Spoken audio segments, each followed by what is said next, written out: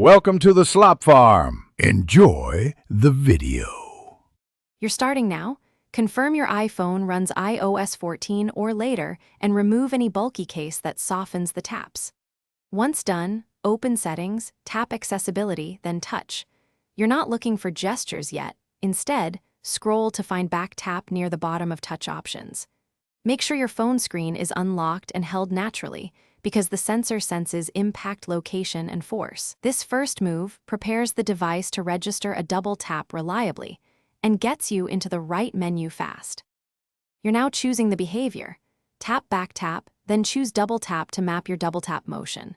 Once there, pick from system actions like Home, Lock Screen, or Siri, accessibility actions like Magnifier, or a custom shortcut you created. Shortcuts let you run multi-step automations. After selecting, test it right away by tapping the back twice with a quick, firm motion.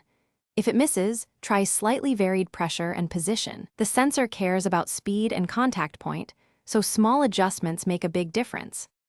Finish by confirming the action works in normal use. Try it while holding the phone as you usually do.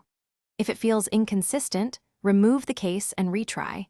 Then reboot the phone and check for iOS updates, because system fixes improve sensor reliability. Make sure the assigned action isn't conflicting with another gesture. If it still misfires, assign a different action or use a shortcut that requires confirmation. One key troubleshooting tip: toggling back tap off and on often resets calibration. Do that before. Thanks for watching. Consider subscribing if we helped you today.